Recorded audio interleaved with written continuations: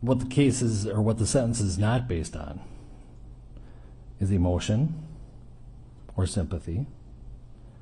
But at the same time, I want to acknowledge the deep and tremendous pain that all the families are feeling, especially the Floyd family. You have our sympathies.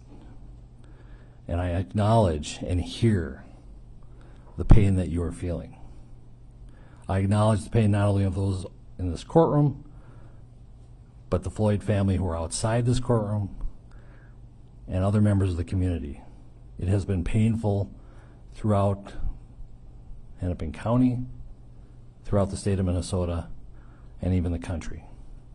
But most importantly, we need to recognize the pain of the Floyd family. I'm not going to attempt to be profound or clever, because it's not the appropriate time.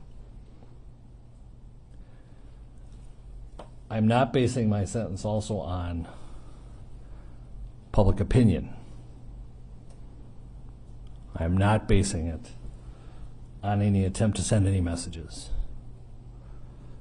A trial court judge, the job of a trial court judge is to apply the law to specific facts and to deal with individual cases. And so,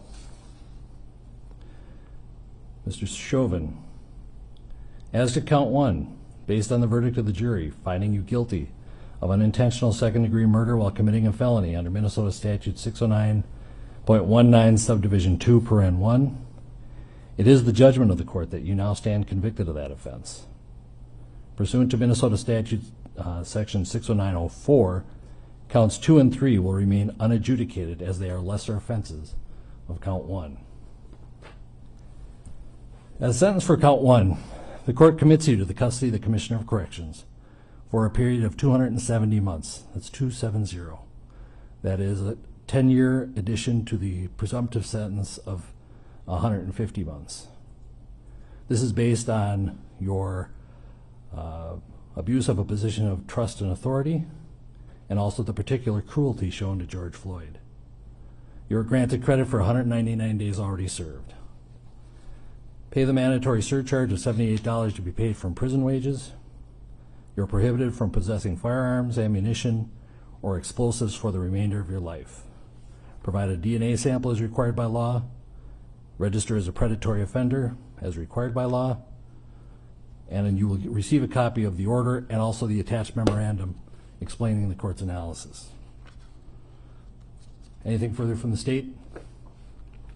If this needs to be said, we just ask that it be executed forthwith. Defendant is remanded to the custody of the sheriff to be transported back to the DOC or whichever custody is currently holding him.